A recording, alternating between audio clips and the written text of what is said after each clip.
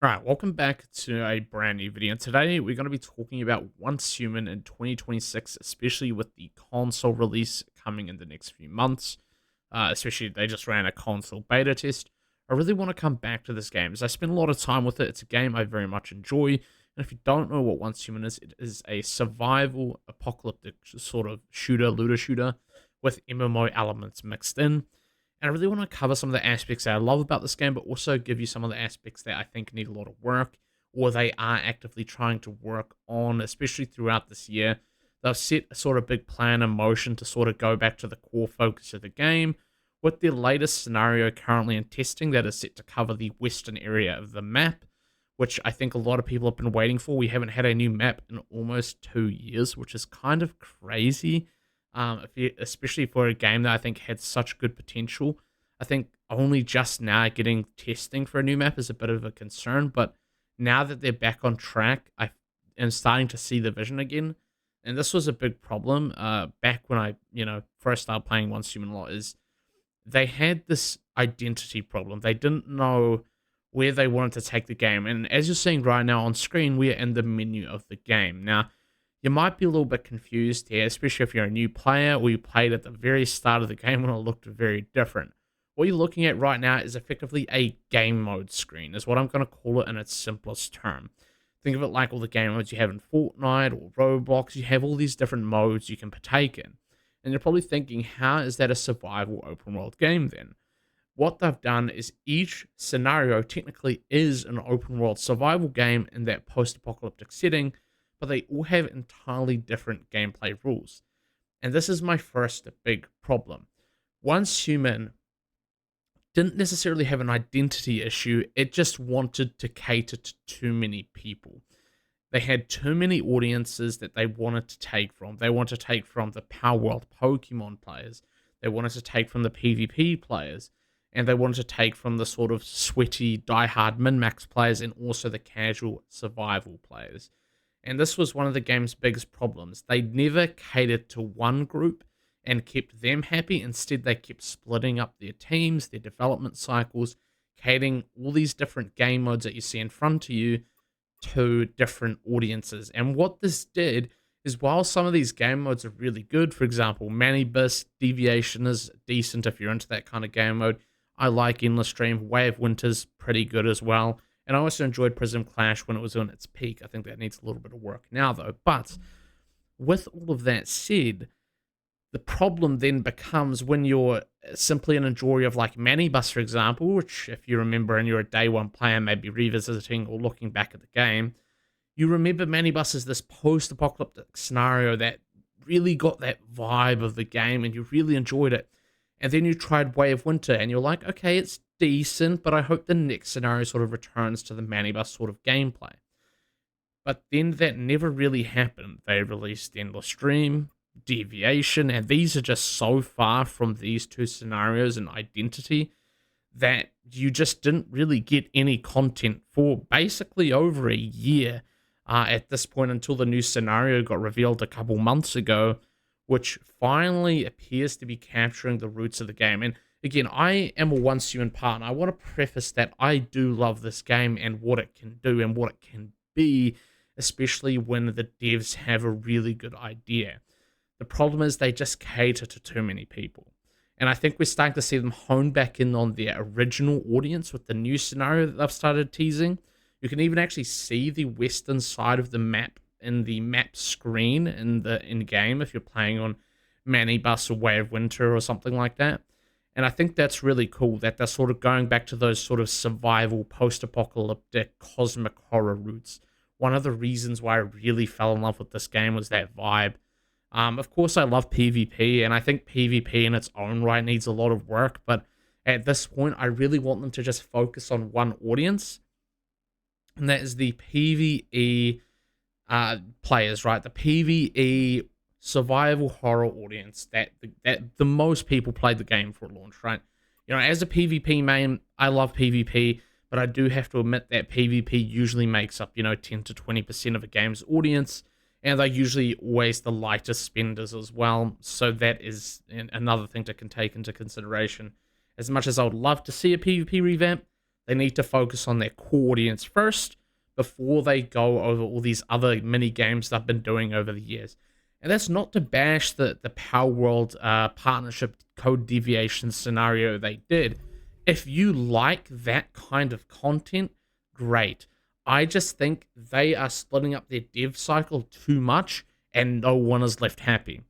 When no one gets content for such a prolonged time, you create this really big problem and people will eventually quit, right? If you enjoyed Manibus and Way of Winter, but you didn't like any of the new scenarios they've released over the last 2 years, you have not had any content to enjoy, and I think that's a big problem. But again, they're going back to their roots with the new scenario. I'm going to speculate and guess that it's probably going to come out sort of July, August, around their 2-year anniversary. Or is it 3-year anniversary? I can't even remember at this point.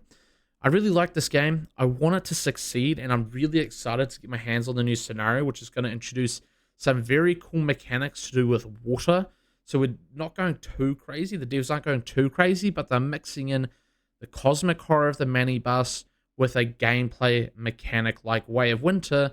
For example, you had temperature control. You had to keep your house and your player comfortable, cozy, and hot, so they didn't, die to the cold or die of the heat in the western area of the Way of Winter map and things like that. So now they're taking that same concept, taking a Manibus themed map, that cosmic horror, and they're applying a water-based mechanic where they're going to have, I think, not necessarily large boats. I think they're having like sort of motorboats, speedboats. What are they called? Jet boats, I think. I think there's going to be a jet boat. There's going to be a whole play around swimming and underwater swimming. And a lot of basically islands that you go between. Obviously, we don't have any gameplay of this yet. There is currently a test that has just happened. I wasn't part of that, but I really am excited for the scenario because from what the screenshots and the developers have said about the scenario, is it sounds a lot more in line with what the original identity of the game was. I also want to preface that they haven't entirely neglected the original part of the game, and we're actually going to jump into one of my characters here.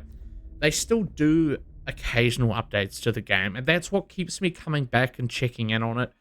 They, every maybe 2 to 3 months, they'll add new weapons, new blueprints to play around with, or they'll change around the challenge mode. So what they do is, for those game modes, those scenarios I was talking about, we've got like Manibus, Way of Winter, and they have their unique gameplay rules. On top of that, you've got basically hard mode versions of those game modes. So you've got Manibus hard mode, and then you've got, I can't remember the exact name of it, it's been a bit, but you have basically amplifiers and modifiers that basically change the scenario. So currently, I believe it's a sort of game mode modifier that basically turns the world into like a sort of zero gravity events. And that happens, on a reoccurring basis every 30 minutes, I think. And it's pretty fun. I think it's a cool event. This is one of my favorite ones, second to the Lunar event they do, the Lunar Vision event, I think it's called. I can't actually remember off the top of my head. But if you're familiar and you played that earlier in the game's cycle when that was one of the sort of newer game mode amplifiers they had, it's sort of like that. And it doesn't take away too much from the core identity of what Once Human is, but it changes it just enough to keep it a little bit refreshing. And I think that comes back to that idea of they had too much going on with developing these other scenarios. And again, in their own right, endless streams, code deviation, they're not terrible scenarios, but it takes away development from your core audience to try and capture a new audience. And that means no one ends up happy because no one gets content for such a long period of time. Sure, they do sprinkle in bits of content here and there. They do tiny reworks of things. And overall, I think the reworks they have done have been fantastic, by the way. Just to go over a few, they've sort of reworked the whole Starcrom thing. Asterism is now gone. I think Asterism was a terrible system. I don't think it was beneficial for the game at all. So what they've done is they've actually just made it so you can straight up just enhance blueprints with Starcrom. There's no getting blueprints from the Wish Machine. It's basically now a cosmetics sort of feature for memory. If you go over here, it pretty much just becomes like a little sort of reward system where you can get like, I think, deviations, mod dust, and things like that. basically they've completely removed the idea of getting blueprints from that feature, which I think is good. It's good for the game. I think it simplifies it. You literally just get a weekly StarCom limit that you can obtain in any way you want, from game modes, scenario challenges, quests, exploration, dailies, literally anything. You will get StarCom purely by playing the game, and you just get a StarCom limit each week and a cap out each month. Then you have the blueprint conversion, which they're very generous with. So if you have, only one 5-star or 6-star, you can transfer that at will to whatever other weapon you want to try at a max stat build. So where the blueprint system really isn't about needing to get specific blueprints anymore, it's about basically a collection system. At the end of the day, I haven't played that much over the last year, but I still almost have every single blueprint maxed out. There's still, some golds that are at 4 stars, but I've got a lot of 5 stars, 6 stars. And again, I've been playing very casually over the last year, just dabbling in the new weapons they add. For example, recently they added a Tech 9, they added an Org, which I've been having a lot of fun with. So they're still adding fun things to the game that are fun to come and check out. And I really can't wait for the new scenario to really get back into the game. Again, I do love Once Human, but at this point for me, it is a very casual game. But I think if it's your first time ever playing Once Human, or you haven't played since month 1 in 2024, or month 1 to 3 in 2024, it's worth checking out all the new cool things they have done, all the new reworks they have done.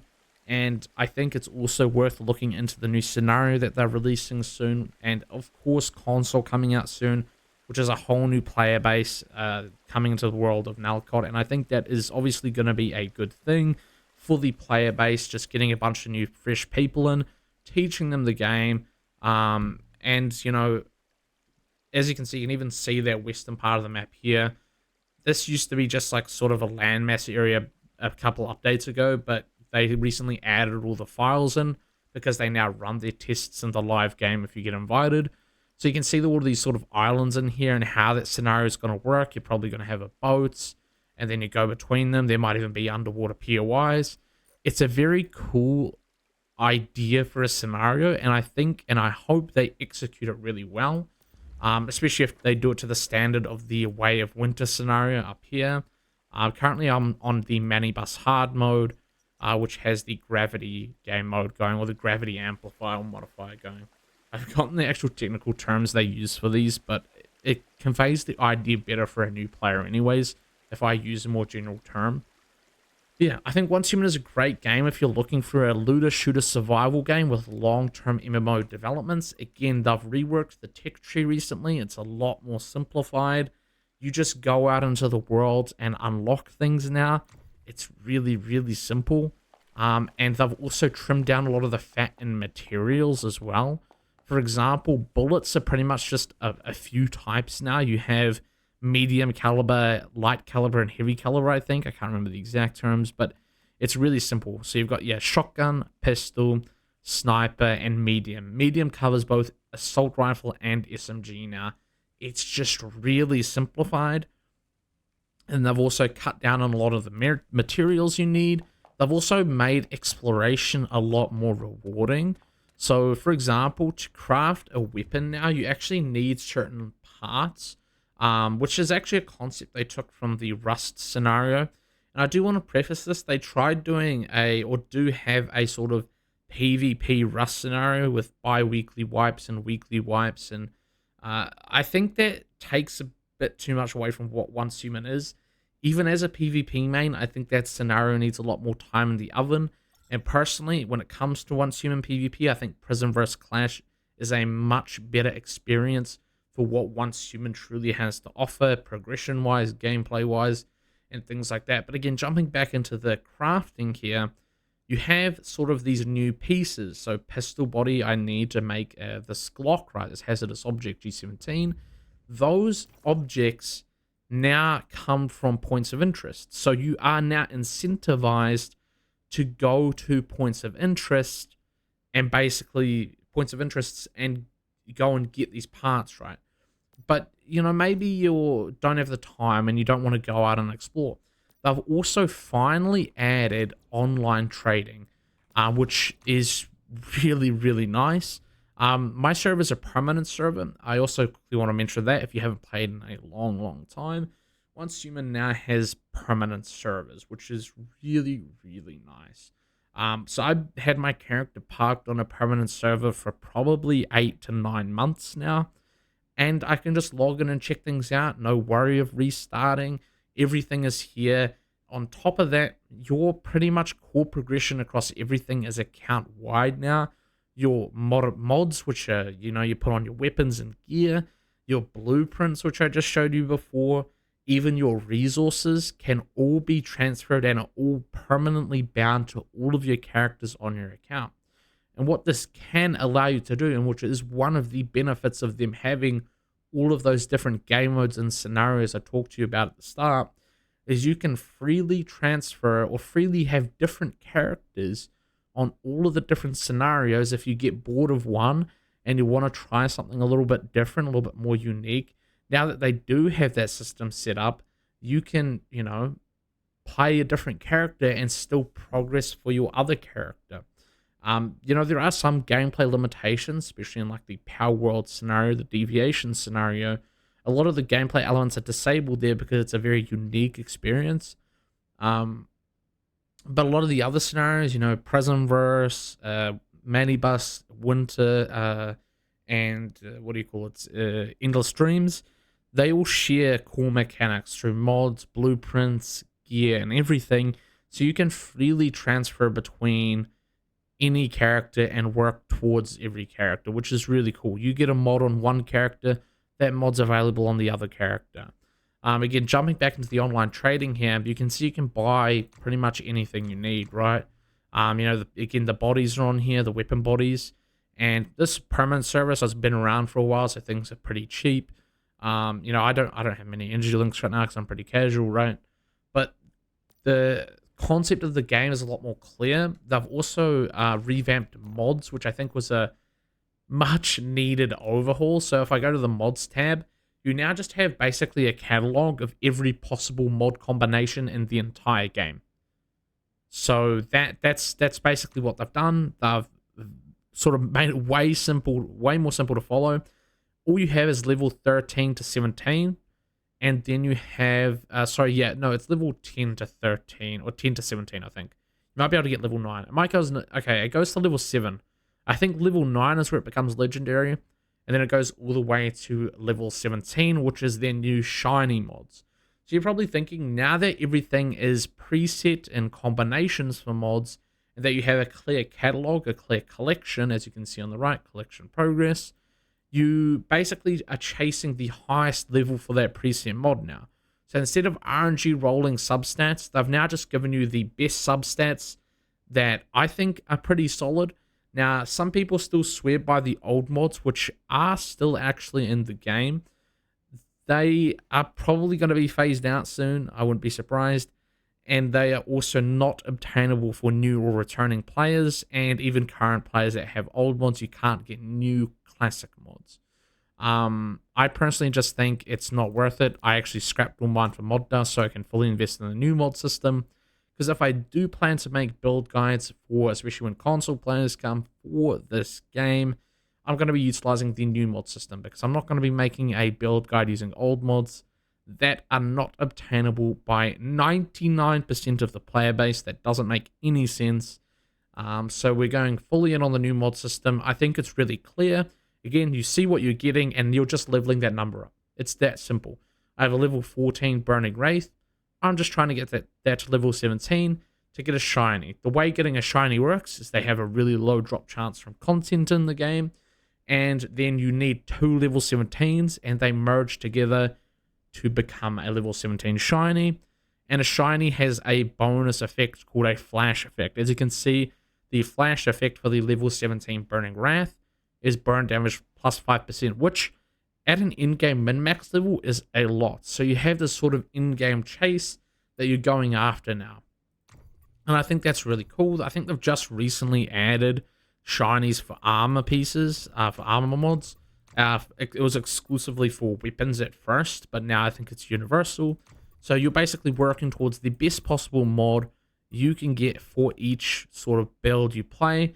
And again, that feeds into the collection system, and that in turn gives you rewards. You can also just simply collect mod dust, which you get from all the various content, and that can be forged into mod crates. So I think it's in the shop tab. I don't know why it's in the shop tab. You go, I think, events, then shop, then mod shop. They really need to change this. I will say this right now. Having to go to the shop tab, then event tab, then shop tab to get to the mod shop for mod dust is a terrible layout. Especially considering this game has 0 pay to win, but the whole core free-to-play non-pay to win system is in the shop. Just doesn't really make sense. I think it's a terrible layout. They really got to do something about that. Not to mention you have to go through like 4 menus just to get here. As you can see, I can take my mod dust, turn that into specific tailored mod crates. If I really want to target something, so this is a non-keyword suffix mod. You know, if you're a new player, this doesn't matter, but I can simply buy this, right? And then I can open this up, and it's basically going to give me the exact mod I want, right? Or a version of the exact mod I want. It's not going to be the highest level. That's still the RNG part. But it's going to give me the exact mod I'm chasing at the very least. So let's say I want a bullseye. We got a kind of bad one there. But this is exactly how the system works now. You don't have to worry about substance. And I think that's great. They've done a lot of that fat trimming in a lot of other areas of the game as well. And I think that's good to see. I think they're finally at a state where they can really start focusing on content rather than these quality of life changes. I think they're pretty much at the, I would say, the best possible state they can be for quality of life. I think they've simplified it enough to where it's easy to understand, but also still keeping some knowledge-based stuff in there. Where you want to learn things, you might need a guide. And I think that overall is healthy for a game. You know, going to a content creator or going to in-game chat, making friends. I think that is healthy for a game of this scale, where you need to build communities, right? You need to build communities in looter shooters and MMOs, and I think knowledge is an essential part of that whole subsystem, that whole ecosystem. But that's pretty much all I wanted to talk about in today's video, is the sort of state of Once Human, and how I think it's in a pretty good state. They just need content now. And that's coming in the next couple months alongside console release, which I think is pretty exciting, getting a whole new player base in here. Again, this is a game I do really enjoy, and I often come back to it and dabble with the new toys that I've added, but I'm really just waiting and holding out for their next big content drop. And again, if you've never played Once Human before, this game's building system is probably one of the best in genre, if you want me to be honest. I've never really played a game that has a building system this good. Like, as you can see, this is my current sort of build that I've done, and you can get crazier with it. I've seen some crazy things. Like, my build is kind of, you know, I spent a lot of time on it. It's been my current build for probably 6 months now, but some people go crazy with it. I might chuck some up on the screen. It's arguably one of the best in genre building systems for a survival or looter shooter game. This build was a little bit incomplete. But yeah, this game has a lot to it. You've got the whole sort of going out into points of interest in, you know, looting and shooting mobs, getting gear and improving your gear through mods. Then you've got the PvP scenarios, if that's your forte, which I do think they need to rework. Again, I will preface that I don't think they should focus on PvP yet either. They just need to focus on fleshing out the core player base experience, which is those mani-bus, those Winterverse scenarios, where it really captures that core sort of survival apocalyptic vibe. You know, I'll teleport to a town now, and you'll see what I'm talking about the vibe this game sort of captures when you step foot into these POIs. They feel very apocalyptic, very, you know, cosmic horror. It's been taken over by another presence, right? And that's one of the best parts about this game. I think the event's still going, so we're in zero gravity right now, so that's one of those gameplay modifiers I was talking about. And it's very ominous. It has a very ominous vibe. And that's one of those things I absolutely love about Once Human. So this gameplay scenario sort of, again, puts this big zero gravity mode on every 30 minutes. And on top of that, there's this big like ball in the sky. It looks pretty sick. I won't lie, I think it's really cool. It's probably one of my favorite sort of gameplay modifiers, just because of the atmosphere it creates with the fog and everything. It feels like this very overrun post-apocalyptic vibe, right? It's very unique in that sense. And I think that's cool. I think that's really cool. They're also adding first-person mode soon. I don't know if that's coming alongside console release in the next scenario. We'll have to, you know, wait and see. But I do really think that, you know, once Human is in a pretty good state, and I think what's coming in the next few months has me even more excited about the game's potential. So yeah, you know, I think we'll just have to wait and see. I recommend coming back, trying the game if you haven't played it in a little bit. And yeah, I will see you guys in the next one.